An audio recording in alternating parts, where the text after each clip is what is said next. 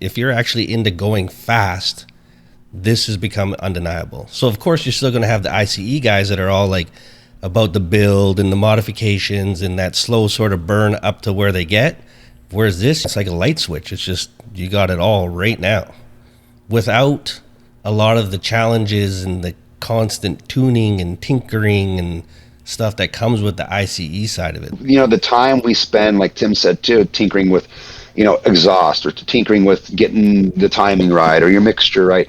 That's all wonderful. We've all done it 1,000 times. I'm a gas guy too. But at the end of the day, I'd rather spend time with my 3 kids. And when I'm on the racetrack, rather tuning and stressing out over my car being not right, which has happened, I'd rather be tuning my car to go faster versus it being broken. Welcome back to another episode of Modify with TrickFactory Customs. If this is your first time watching, my name is Elvis. Tim? Steve? Eddie is a guest, and it's going to be an amazing episode today because we're going to be talking about electric vehicles, EVs. A lot of times when people hear EVs, there's such a stigma associated with that name, especially from car enthusiasts, of just instant dismissal. And I'm sure you get that all the time. And if you guys do not know, Eddie is from Revolt. He's going to tell us about himself, but they pretty much do a lot of stuff with, what do you say, like Tesla crate motors? Anything aftermarket electric hot rod. Yes. And so I'm so excited to dive into everything that you guys are doing because it's pretty amazing the amount of stuff that you guys do, and just how easy you make it for people that want to do EV swaps into their cars. And so we're just going to dive in. This is going to be a glorious episode. And we're also going to talk about, can EV swaps be cool? Because a lot of car enthusiasts don't think they're cool. And are EV swaps the future of modified cars? So with that said, we are just going to dive right in. We usually start with how the week has been. I know you and Tim have been doing a bunch of back and forths trying to figure out everything for SEMA, but just kind of talk about that. Do you want to talk about that, Tim, a little bit? Yeah, basically all we've been doing is focusing on our SEMA project that happens to be electrified. So, yeah, me and Eddie have spent some time figuring some things out, and he's been trying to help us get to where we need to be in time. So that's pretty much all I've been focused on all week. So Awesome. That's my week. Yeah. And what about you, Eddie? What's been happening? I'm trying to run the other side of that gauntlet. This is a different world. Even for us, every time we build an EV, and we've done it many times here, there's always a gotcha. We call it the gotcha. And I got some really good guys on my end that have built these cars for years, and they really know what they're doing. They understand these systems, and we always run into something at the very, not even in the end, beginning, middle, end, that slaps us across the face and goes, haha, well, I'm gonna go ahead and twist you into a pretzel and make you think about this one. Yeah. Most of the stuff we use is pretty straightforward and plug and play. That's what we're trying to do here, is make those kits as easy for you guys to install as possible. But even with all that knowledge, there's always a little bit of something that comes rearing its head, especially with the battery side of things. Yeah. Just for people that might not know, that might be listening to us for the first time, we are doing an EV swapped G-Wagon for SEMA. And so first of all, as we're getting started in this topic of EV swaps, modified cars, all of that, how did you guys get started in the EV game, EV business? And how many years have you guys been involved in this, all of that? So just tell us about that. Well, I think it started from childhood. I remember having, RC cars as a kid. Most of us had them as boys. And I was always, tricking those things up, putting bigger motors in them, putting bigger batteries in it.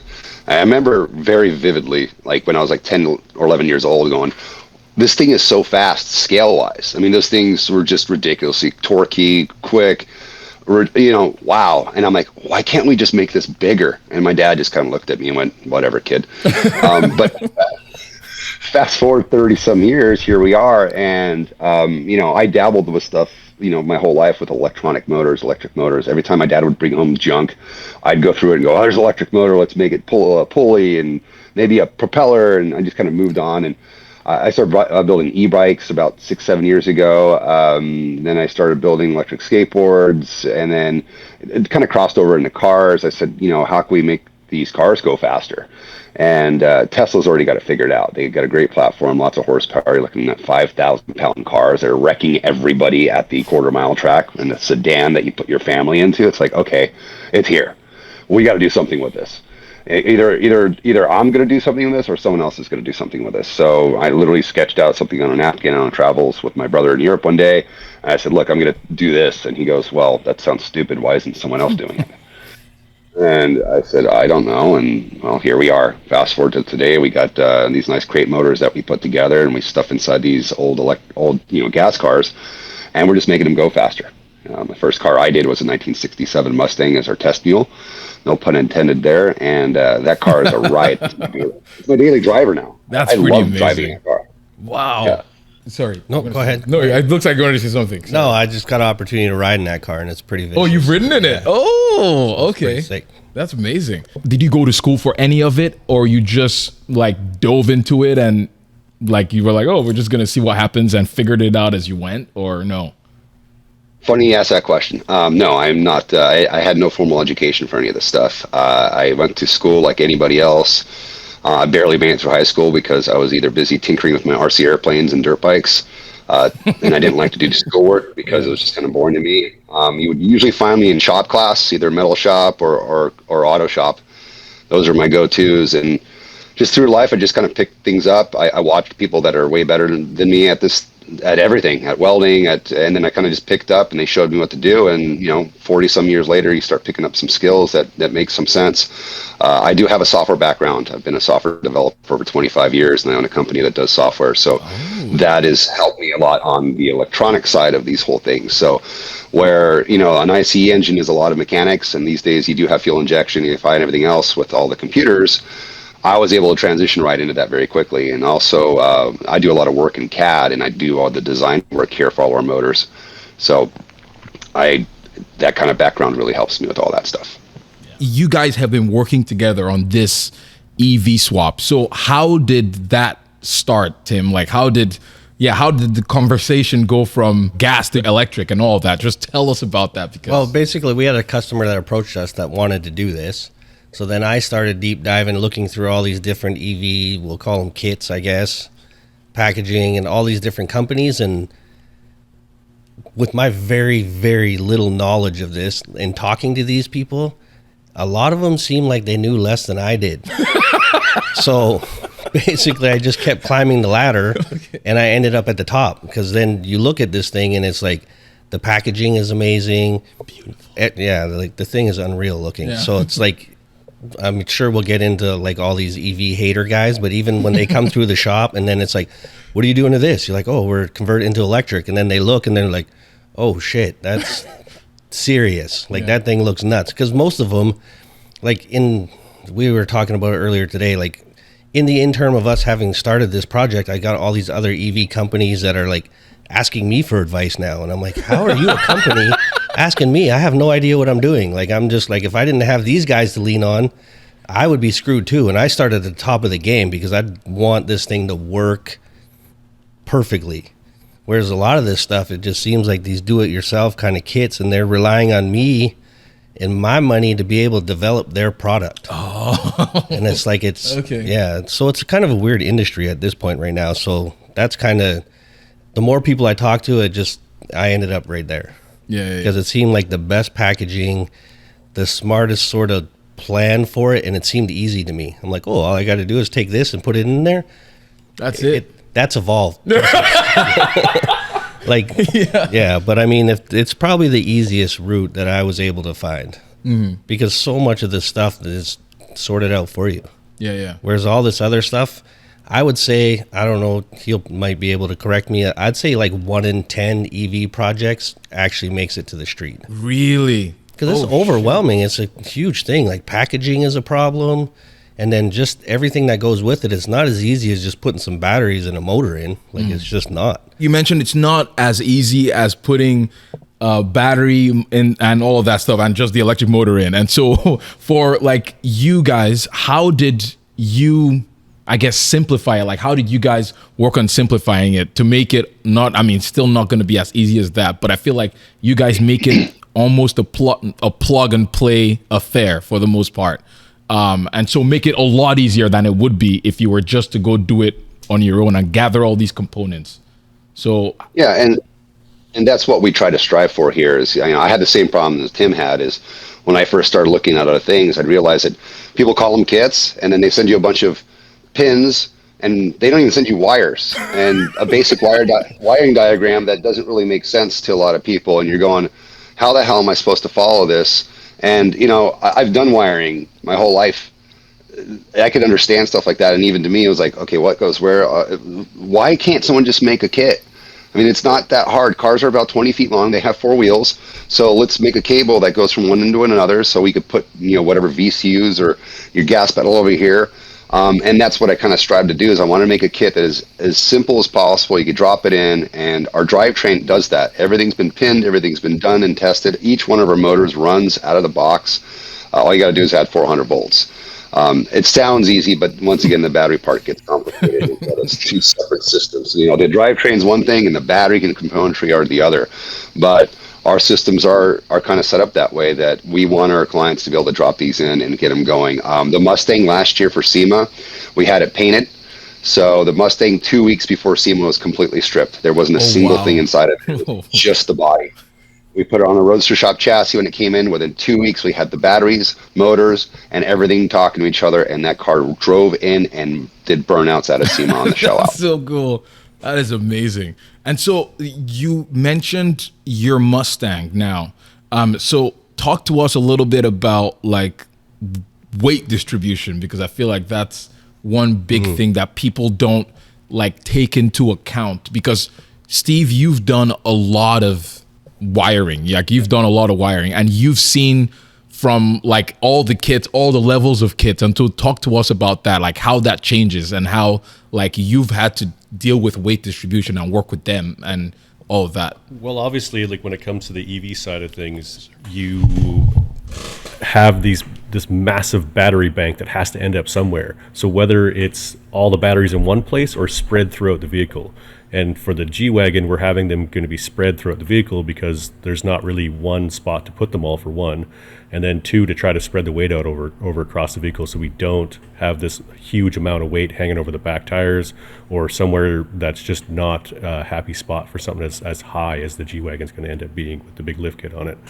So, and I know with your guys' Mustang, I know you guys got most of your stuff in the back of the car. So it must, like getting that weight distribution happy in that thing must be a bit of a chore. Well, we were fortunate enough to have some really good friends as fabricators. So actually, the Mustang is perfectly balanced, 50-50. Oh, fantastic. Nice. Yeah, so I know when you guys see the videos of the Mustang, you see a lot of batteries in the back there. There's actually not that much in the trunk. There's only 3 modules in the trunk. Oh, no way. Everything else we have inside the axles. So we have 4 full Tesla models, and for those people that don't know what these things are, each one of these modules is about 24 inches, 12 inches wide, by about 24 inches long, by about 3 inches thick, and they weigh about 55 pounds. So, and you need all 16 of them to get you to 400 volts. Wow. So here I have this little tiny pony car, and I have to fit basically almost 1,000 pounds of these batteries somewhere. Yeah. Nightmare. Yeah, I was going to say, talk to us about the challenge that was. You got multiple challenges. One of them being is these cars weren't designed and with anything really flat inside of them, and they weren't designed to have these giant battery packs spread throughout them. So, you got to find the space, and I think that's the first hard thing to do, is kind of look at the vehicle and go, where are we going to put these that actually make sense? Because like you just said, if you put them all in one spot of the car's going to handle like garbage.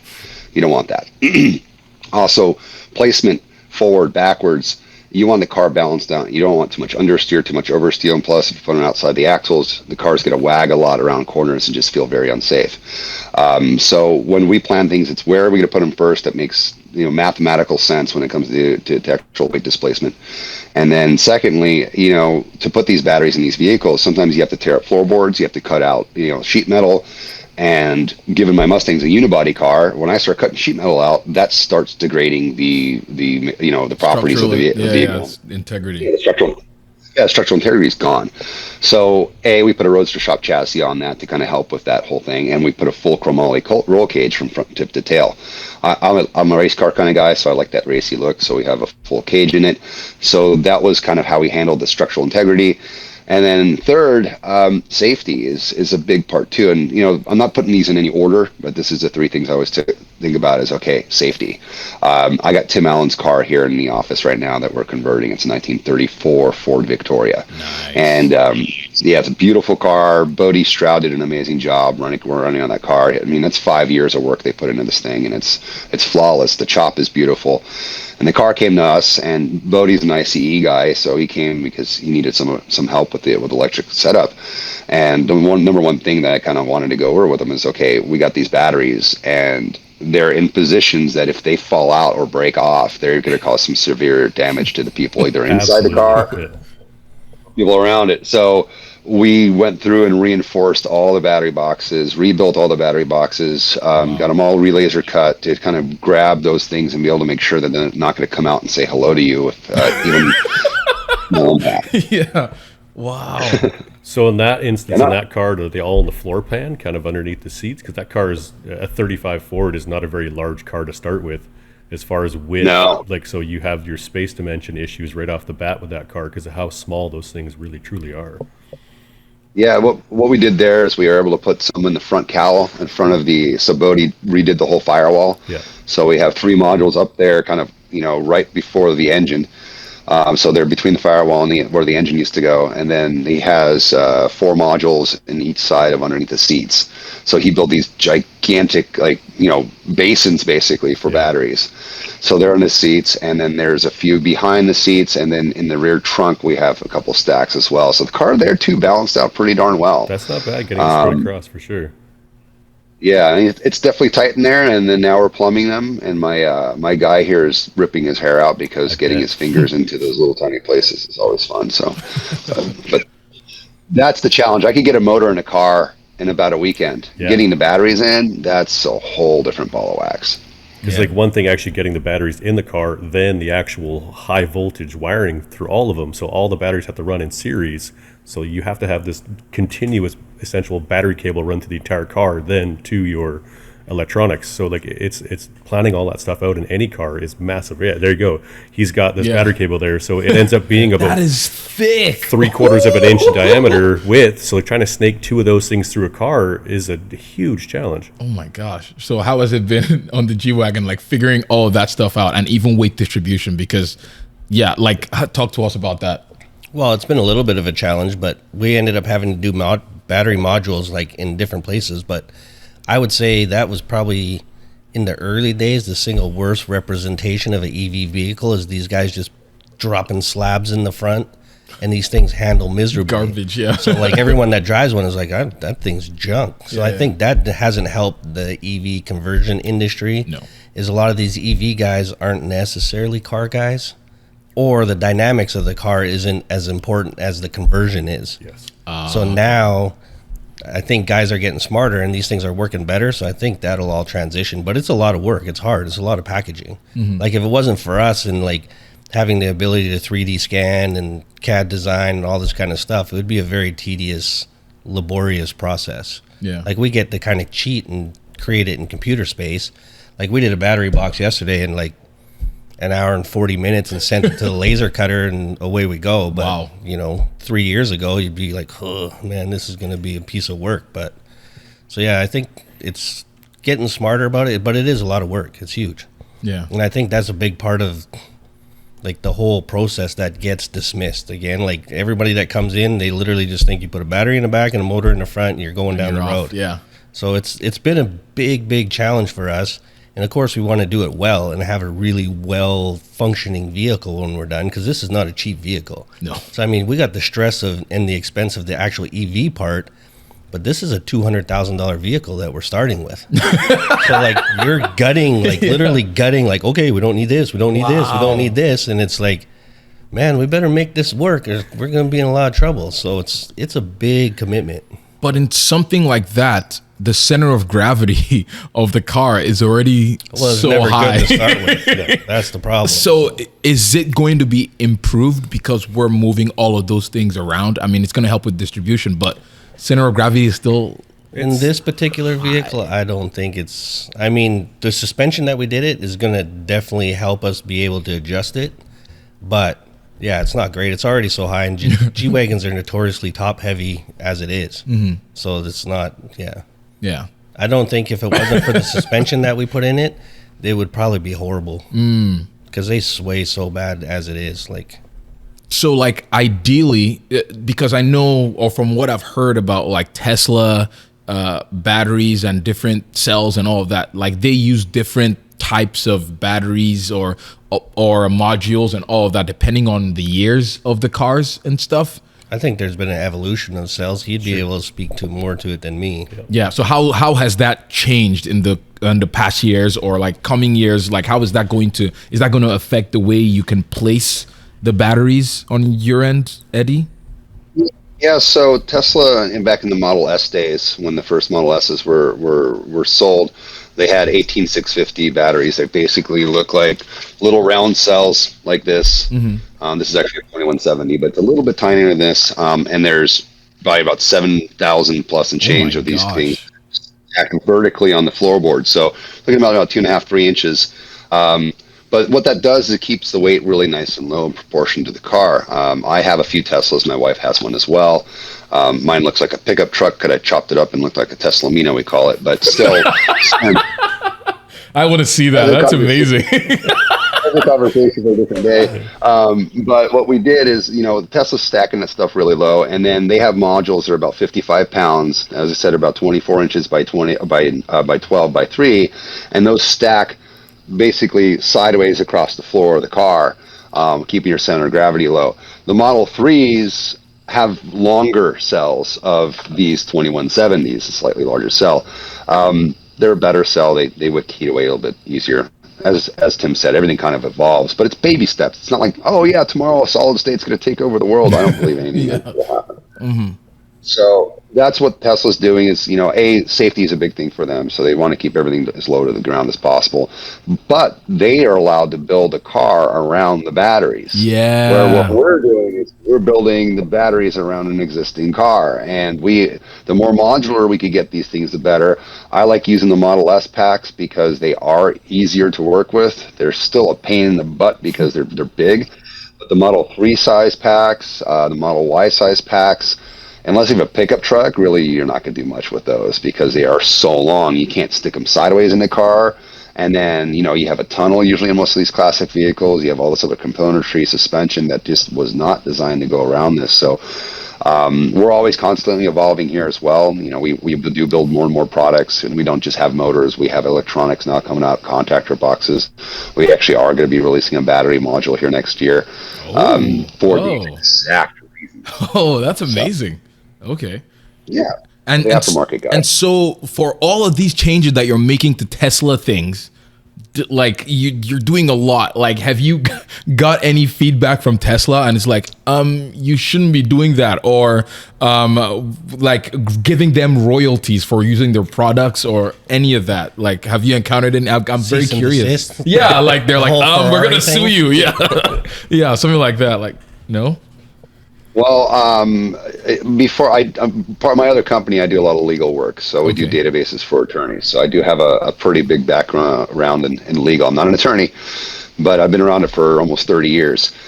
So that was one of the first things I dove into before I started this company is what can I legally allowed to use. And, I got to hand it to Elon. He's been very good about opening his patents up. If you go to his website, Tesla, and you actually dig around, you'll find some literature on that website that says that, hey, basically most of his patents are wide open to use. Wow. As long as you don't use his name, like the Tesla's name, and you don't sue them over something going wrong, they'll pretty much leave you alone.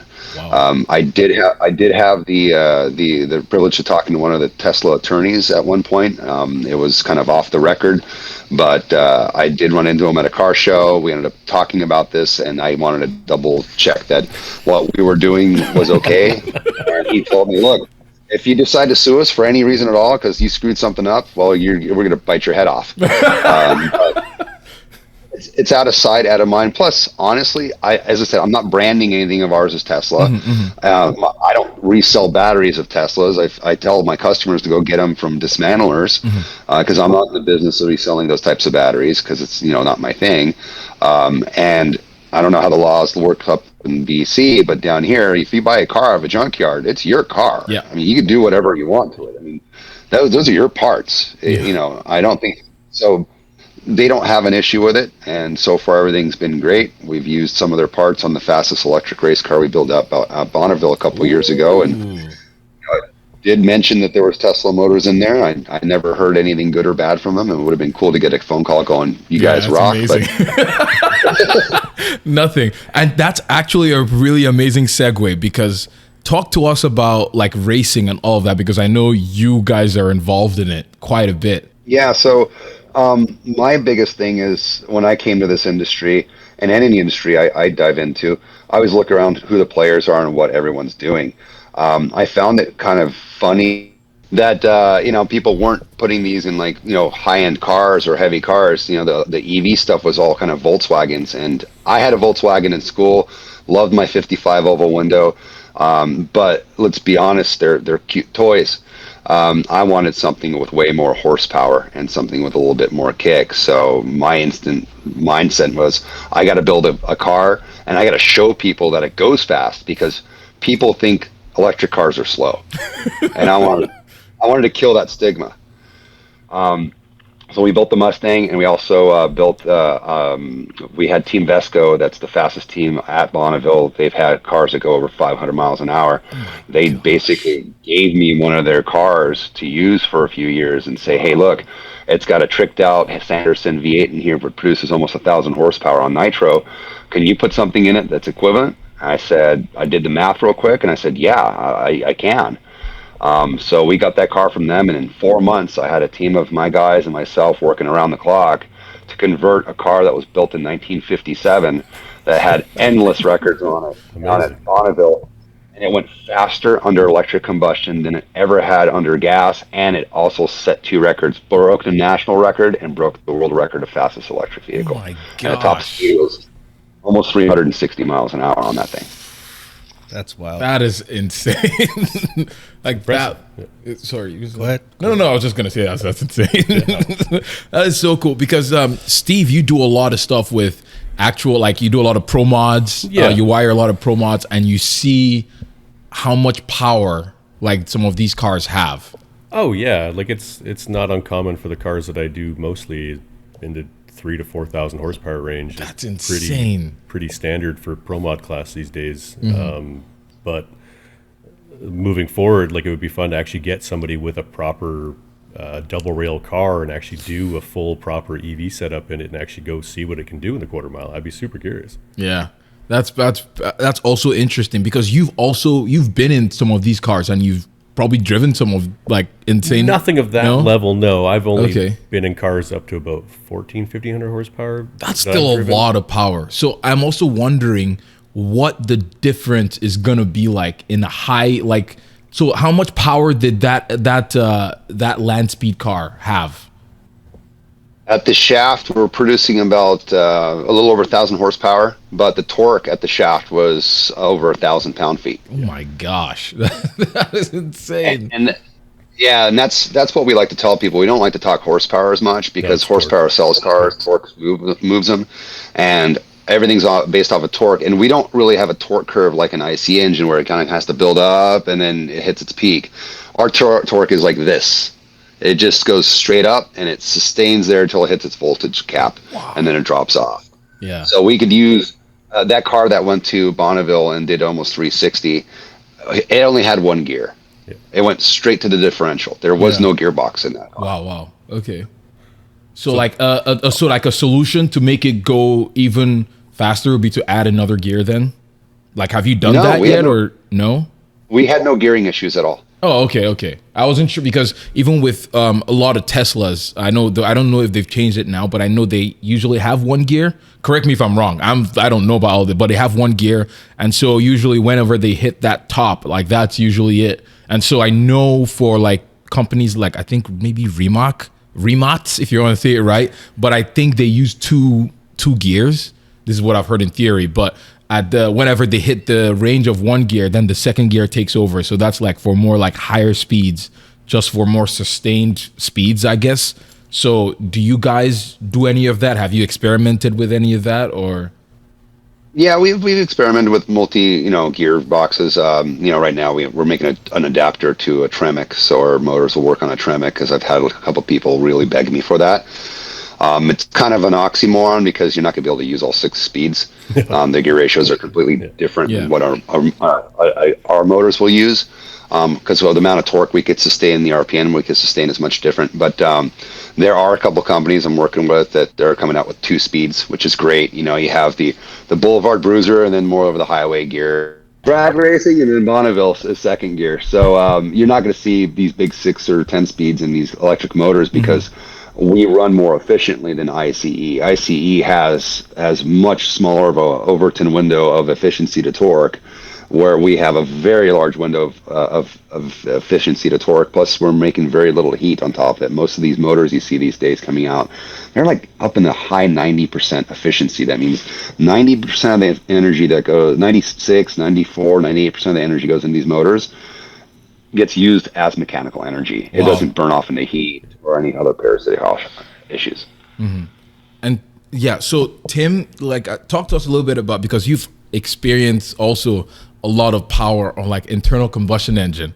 And so I'm curious to know if your thoughts, like dealing with Eddie and the guys at Revolt and electric power chains, has changed your, I guess, perspective on electric high horsepower cars, because your car, like the Evo, makes like what? It can make like 2,000 horsepower or whatever. I don't know about that, but it can, like the bottom end can hold. In theory, from what I've been told by the manufacturer. But, Yeah. I would say it's probably become undeniable. Like, you can't take from it. Like, I mean, you got Teslas that are, doing 0 to 60s in 3 seconds. Like, how do you dismiss that? You can't anymore. In the early days, most of the stuff was honestly junk. Like, it had very little range, very little power. But now it's like, it's so crazy. Like, if you're actually into going fast, this has become undeniable. So of course you're still going to have the ICE guys that are all like about the build and the modifications and that slow sort of burn up to where they get. Whereas this, you just kind of, which is one of my questions. Like, I kind of want to know what the evolution of all this is, because you're just kind of starting at the top and you got it all right away. Yeah. So, and it's like, they're so violently fast. Like, even getting a ride in the Mustang was, it's like a light switch. It's just, you got it all right now without a lot of the challenges and the constant tuning and tinkering and stuff that comes with the ICE side of it. So if you've been doing this for a lifetime and you're constantly been fighting and tinkering and replacing and modifying, and it's like, this is just an insane amount of power and it's reliable. Yeah, like if you got to think of 1,000 horsepower engine in general, like if you're at the track, like these guys are they have a different tune-up for every run on the car. A tuner's going in with the laptop every single pass and making adjustments to make sure that thing holds together.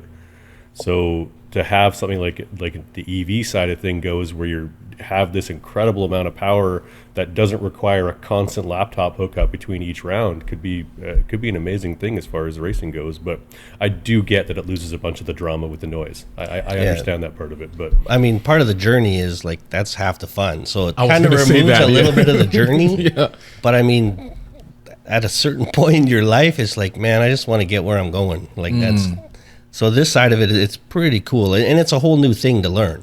So it's that part of it's been awesome, but it's completely different. But if you just want to go fast, these things are just insanely violent, ballistic. Yeah. And so would you consider getting rid of your motor? Because the whole like that cheesy term that's constantly being used in the automotive industry is the visceral experience. Has a tremendous amount of value to me. But that doesn't mean that I can't appreciate what this is. And will I build another one? Yeah, 100% I'll build another one. Like, I want to see where it's going. It's something new. And to try to deny that this isn't going to keep going is crazy. Like, they're not going to go away. No, and I EVs can just are see here them to get stay. them better. So I just want to be a part of that whole thing. Yeah. So and sorry, you were going to say something, Eddie. We tell people too, we get asked, so when's this EV stuff gonna really kick in? I'm like, what do you mean when? It's already here. You got to get on it now, because it's already here. We're there. It's not when it's coming, it's how fast it's going to be adopted by people. You know, I've watched this industry explode in the last 2 years. There's vendors I've never even heard of coming out of the woodwork, making stuff, and a lot of it's going to be good, and unfortunately, like any new industry, a lot of it's going to be garbage. So there's going to be a lot of that. Yeah. Yeah, it's funny. Actually, it's funny you should mention that, because talk to us a little. You mentioned it earlier, but I wanted you guys to talk a little bit about just the difference in levels of the whole EV swap thing, because like we mentioned earlier, it seems easy, just plug and play. That's it. I've done a couple of kits from other companies, like from EV West and stuff, on like the old Beetles that you've done before as well, and it's like the first one I did was literally like a trunk full of golf cart batteries and golf cart batteries, junky motor, and the thing might have had 50K of range, and before it would be completely out.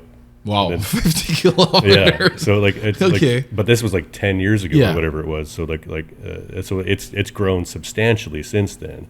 But there's a lot of guys who just want to have the electric car for the electric car, and they don't care how far it goes or the speed or performance of it. They just love the idea of the electric car.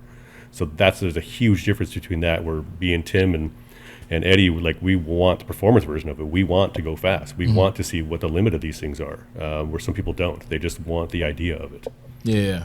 And we're not going to call out any company names, but you tell us about your experience with working with some of these like EV companies, or they pride themselves on building EV cars, but the work is not as good as you would expect. In my experience up until this point, a lot of these companies that are building EV cars may be doing a disservice to the EV industry, because they're not necessarily car builders.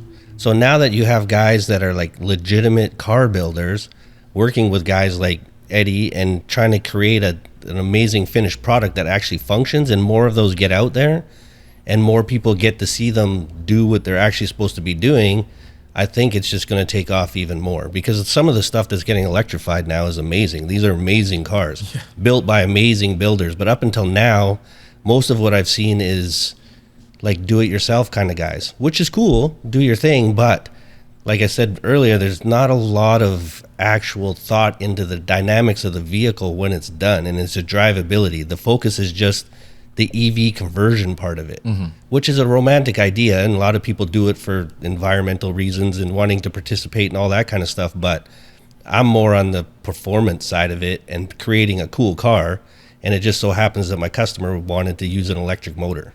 So I'm not really participating in the other side of it. I'm more into this side of it and the challenge of what it is. So a lot of these companies that I see, it's just, I think it's more the romantic idea of them saving the planet rather than necessarily trying to actually build a really good EV car. Yes. So we're trying. We're participating. We try to stay out of the political realm of that particular conversation. Yeah. Because you won't stop me from talking about how crazy this is and how stupid some of these people are of trying to make this green. You got to charge. You got to get energy out of somewhere. And people are like, well, yeah, you just plug it into the wall. I'm like, well, where does that come from? Yeah. You know, we could go down this rabbit hole forever. I'm strictly here to do one thing: go fast. Yeah. I'm very good friends with a lot of the older guys that have been doing this way before us. Gary Hooker from Hooker Headers is a really close friend of ours. David Spangler, which actually ran Hooker Headers for many years before they sold it to Holly, is a good friend of ours. Team Vesco, San Diego Roadster Club. These are people that have been doing this since the 1930s, 40s. I mean, these are some older guys. These guys are...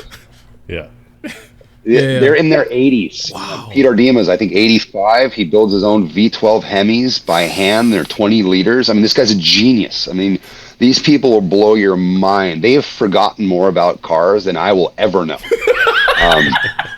It's true. Yeah. And to have people like that at my fingertips, and we have a meeting with them every month. We race at Bonneville and El Mirage together. We go to the track down here, and I would say 99% of those old guys are like, kid, you're doing exactly what we did 50, 60 years ago. This is exactly what we did. Go for it, and don't let anyone tell you anything else. We like it badass. Wow. I'm like, thanks.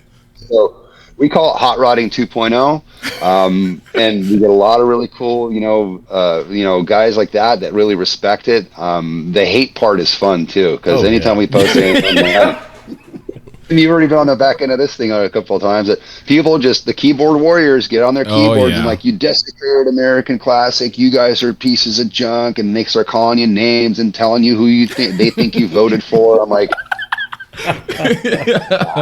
Yeah. And I'm sure down where you are, you probably get it so much worse than us up here. We're not as politically divided here in Canada as South. We are to a point, but like not to the levels of the keyboard warriors that he's got to deal with on a daily basis, I'm sure, when it comes to that stuff. But I totally get what you're saying there. Yeah. We enjoy it. It does two things. It gives us something to laugh about, because it's the same rant. You destroyed an American car. You're not a hot rodder. How dare you Chinese communist? That's basically the circle of the hate. That's the primary. And then, then you get the guys that are like in the middle, which I think are cooler. They're like, I don't like this electric car push. I don't know why the government's pushing it, but they do go fast. And those are the people you can engage with some good civil discourse into. And I go to SEMA. The Mustang went there 3 years ago. It's just a rolling chassis. And then last year when it was a full running car, and this year it's going back again. I've had multiple vehicles in SEMA, and I have even more coming now. And talking with these people, and I've done so many shows with these cars. Most people are open-minded and they're receptive to this, and there are the diehards that are like, nope, I'll never do it, but I can respect it. The people that are the loudest online, I think that's only like a small fraction of them, but that goes for anything, especially when you start splitting the line of gas versus electric. You get a lot of polarization there, but at the end of the day, it is moving very quickly. People are starting to jump on it.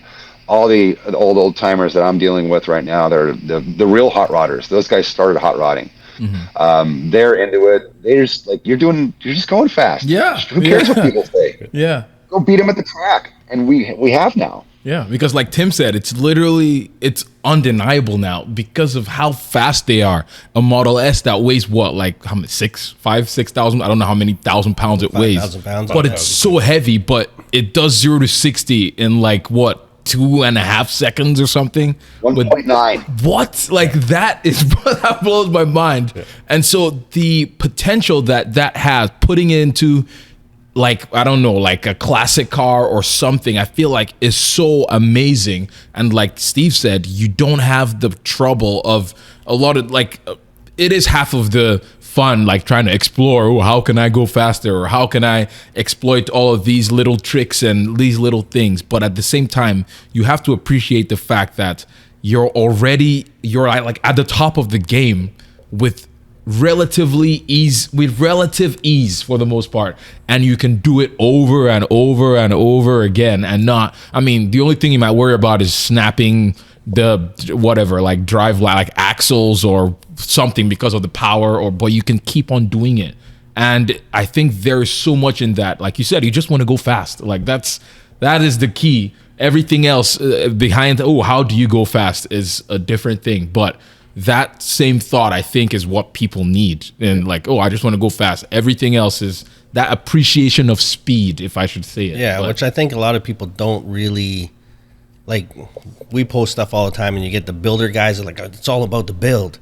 But there's just some people that just are about the drive and going fast. Mm-hmm. So it's like, I don't think people differentiate between the two different people within this sort of sport in this industry, because it's like, I'm at a point now where I just want to go fast. I'm done building stuff constantly. Like it feels never ending. We were joking about it right before now, because I got a dyno appointment, and it's like, here's another bag of parts I got to put in this car, and it's just like never ends. It never ends, and it's like this constant evolution. So it's like, to have something that just performs so well, like you're gonna lose. I'm sure there's some sort of modification, hot rod version coming. I don't know if you can manipulate software or batteries or voltages or something. I hope there is, because it'll jump off an entire another industry. But right now it seems like You put this motor and this battery pack in, and you're gonna go fast. Yeah. It's undeniable. Like, Yeah. Well, speaking from a performance standpoint, as far as like I guess like the EV part would be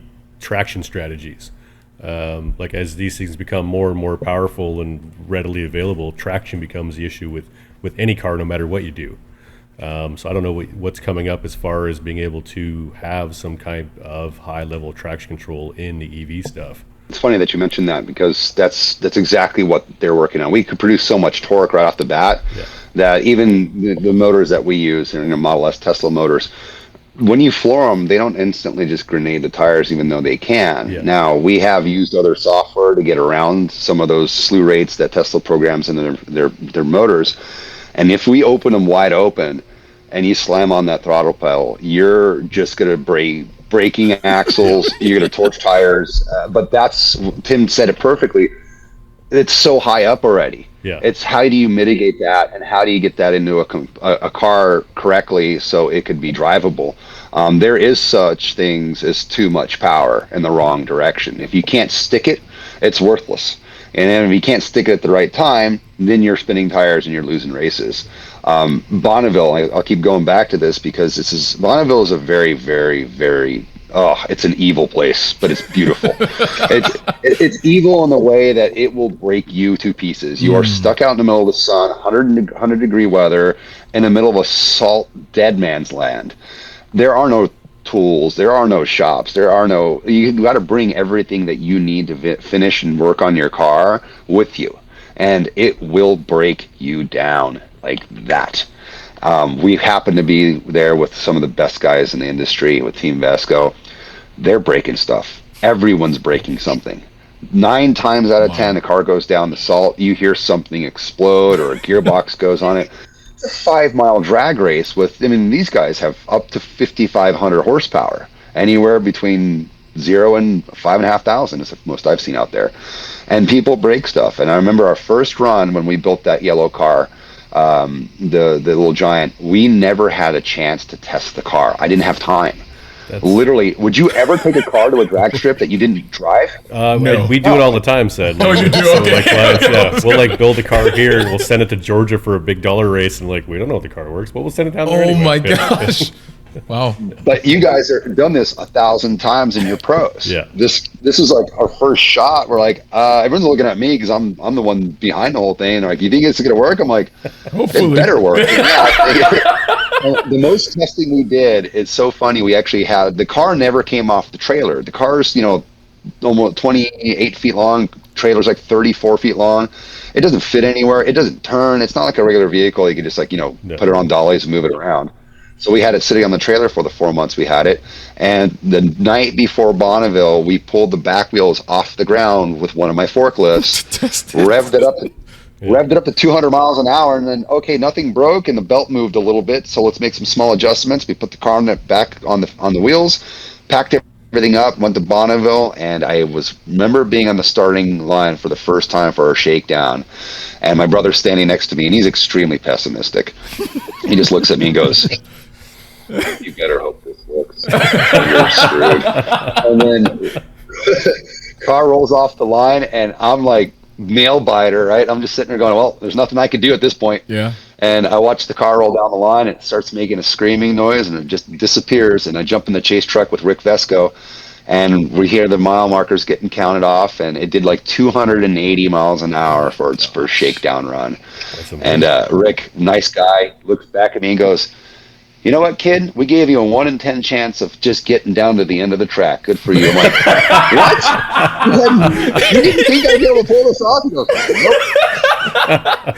Wow, that's amazing. That is so cool. Yeah, and the neat part was we were able to do that. I mean, we had a battery problem our first year there, or our first run. We used Tesla batteries and they just couldn't keep up. So I had to come back to the office in 30 days and build a brand new battery pack out of a totally different system that got us up to 254 and almost 259 almost. Oh, I'm sorry, 354 and almost 360 miles an hour. But all we did is we changed batteries. Those 2 sets of motors that are inside that car have run every single run we've ever done at Bonneville with it. I think we've done like 8 or 9 flawless runs with those motors. We never changed the oil, which there isn't any. We've never did any maintenance on it. We literally would come back to the pits. We would double check everything. I'd pull up data out of the logs to see if the motors were doing okay. We would charge the thing up, crack a beer, and wait for our next run, where everyone else is ripping heads off, and we're like, I kind of felt bad because we didn't have that much stuff to do. Yeah. If I was one of those guys, I would honestly be kind of mad. I'm like, are you freaking kidding me? This electric guy just came here and I'll be mad. But yeah, that's pretty amazing. We did piss off some people, and that's fine. To me too, the time we spend, like Tim said too, tinkering with, exhaust, or tinkering with getting the timing right or your mixture right. That's all wonderful. We've all done it 1,000 times. I'm a gas guy too. I grew up on gas. I love gas. I got a tuned diesel out front that I love driving. My F-250 is amazing, and that thing's fully modified. But at the end of the day, I'd rather spend time with my 3 kids. And when I'm on the racetrack, rather tuning and stressing out over my car being not right, which has happened, I'd rather be tuning my car to go faster versus it being broken. Yeah. And we do break stuff too. We went out to El Mirage with one of our race bikes a couple months ago, and we blew the inverter about 50 feet off the starting line. Oh, wow. And all the gas guys were like, they were so pumped. Yeah. Yes, finally. They're like, you loser. You couldn't even get away. One guy called a sewing machine on the loudspeaker too. He's like, there he goes. Oh my gosh. So, we got to lick our wounds and go back and do it again. But, we do have failures as well. But, those failures happen when you're running systems that are not. The system inside that bike is about 12 years old. They don't make it anymore. So just like anything else, if it's tried and true and tested, that's why we like to use Tesla products in our stuff, like our motors, our inverters are all Tesla based. Those OEMs, people do not give OEMs enough credit. They simply Everyone don't. complains. Yeah. And they spend billions and billions of dollars on engineering stuff. Yeah. People don't get how much engineering goes into any stock vehicle.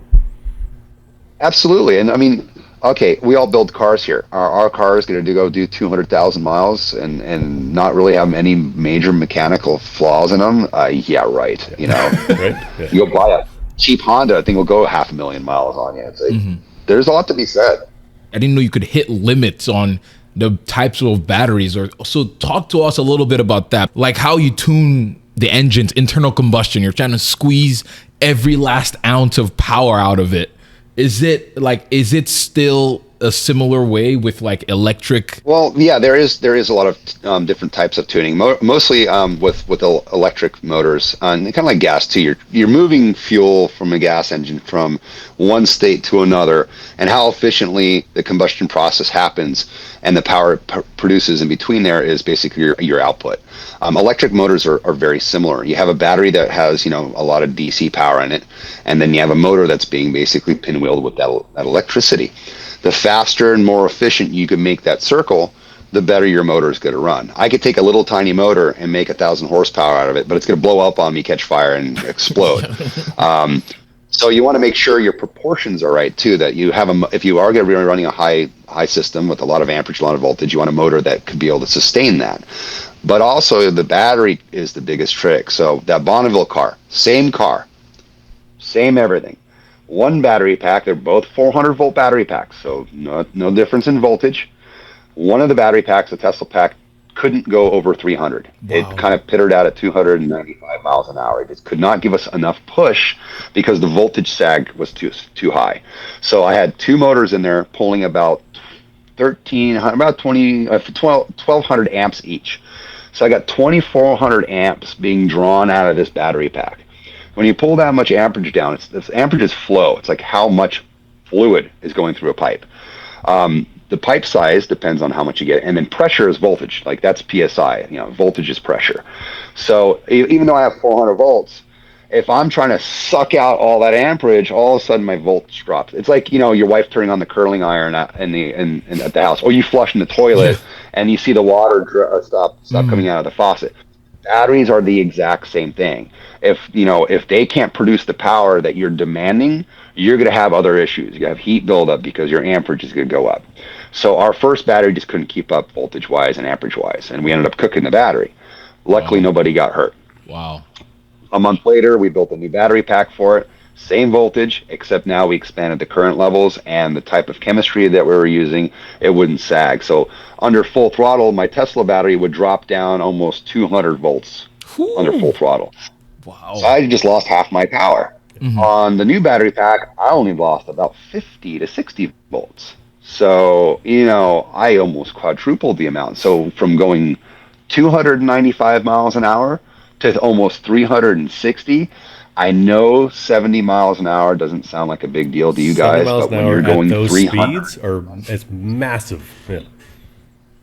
massive. It's exponential. So the way I was taught that for every 100 miles an hour, you're going to need 4 times the amount of power. So let's just round numbers. 100 horsepower gets you 100 miles an hour. It's going to take 400 horsepower to get to 2, 1,600 horsepower to get to 3, and so on and so forth.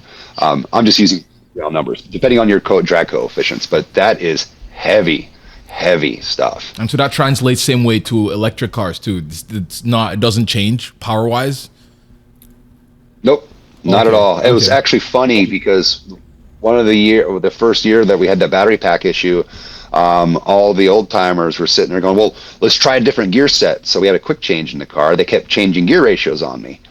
The top speed never changed. It's just how fast we got there changed. And they're all looking at each other going, wow. Yeah. They didn't understand how electric motors work. Yeah. They were just thinking that we weren't hitting the power band fast enough. Like, there is no power band in these things. It's just torque. It's just there. You're not changing it. Yeah.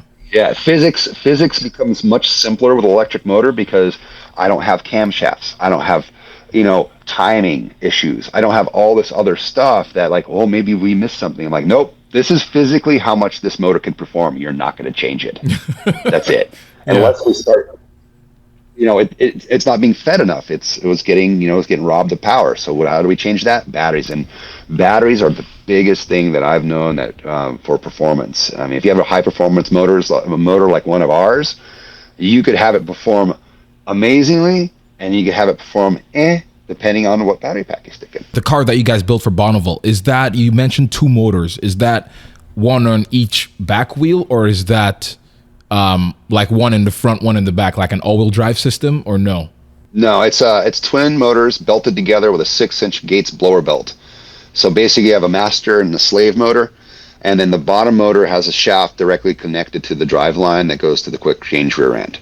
So very simple. And then there's a giant 6-inch Gates blower belt that runs between the two of them and keeps them synchronized. Oh, okay. That's awesome. That's the setup on that. And the reason I did that is because I realized how much power we need. And, Tesla Model S motor at its best performance is about 603 horsepower. I needed 1,000. So I knew for a fact one motor wasn't going to be enough. Mm-hmm. And you don't want to run them at full tilt either. So I stacked 2 of them together, and we got about 950 horsepower to the ground off of those 2. Okay. And the torque was really good. And other projects, too, that we have, we're always working on other stuff here. We do have what we call the Hillbill E Deluxe. It's 1980s Sierra. It's basically a C10. Okay. My guy Snow here towed it back from Texas. It still has the original 30-year-old Yokohamas on the front of it. Nice. And we put one of my motors in it, and then we put the Streamliner battery in it out of that race car because we don't use that race car during the year. And we take that thing down to the 8th-mile drags, and we have some fun kicking people's booty all over the place. It's on the 30-year-old tires, or? Well, we have drag radials on the back, but don't tell anybody about the front tires. But we have a lot of fun with that on Instagram with that thing, stomping Hellcats and stuff. So crazy. Looks fun. That's awesome. We're actually doing a big upgrade to that truck. Since we're retiring the land speed car, that car is going to go in a museum. They're putting an original motor that their dad built in 1957 in that car. It's Model B. So that car is being retired, and the powertrain's mine. So we're taking that whole entire 1,200 horsepower powertrain, and we're putting that in Snow's Hillbilly Deluxe, and we're gonna tub the rear end, put real drag slicks on it. We're gonna get rid of those Yokohamas are going out the door. Sorry guys, and then we're tubing the whole front end, and it's gonna be a 1,200 horsepower quarter mile and 8th mile bruiser. Fun. That is going to be terrifying and fun. That's amazing. Farm truck, here we come. So we also just want to also keep your time in. We usually give this for an hour, but do you guys have any more questions? I feel like I still have a lot of questions. But that'll be over the phone. That'll be later. I feel like I still have a lot of questions because I literally wrote like a page and I've only gone through like maybe 2 or 3 of those questions. Yeah, we'll have to have you on again after we actually get this thing done and then talk about our experience. I'm very curious. So yeah, I think that's pretty much it. Do you have any more questions for us? Oh, we can sit here all day, but I'm mindful of everyone's time as well. Yeah, I think that's pretty much it. Thank you so much for watching. If you want to find out more information on everything EV, you can hit up Revolt. They will get you sorted if you're interested in it. They have YouTube channels, Instagrams, all of that stuff, so you can check them out. Revolt Systems, just Google it. I don't know if that translates to your website, revoltsystems.com or no? Yeah, it's revoltsystems.com or our hashtags are just Revolt Systems on Instagram and at Revolt Systems over at YouTube. Yes. And we try to have fun with everybody, keep it PC. We love the hate, so if you don't like what we're doing, we love to hear that too. It just drives the algorithmic beast. Yeah, checked out some of your videos. It looks like you guys have a lot of fun at the shop. So yeah, it's pretty awesome. We have a great crew. Yeah. Awesome. I've been very blessed to have really good people around me, and guys like you too. I love working with you guys. Tim, I can't wait to see that G-Wagon roll, and I'm going to be calling you in the next few minutes to talk about wiring and what you guys need to help get you guys to SEMA, because you guys got no time. 3 weeks, less than 3 weeks. But so until we're excited about that, so we will also be seeing you at SEMA, so that's going to be fun. So with that said, awesome. We will see you guys next week, and bye.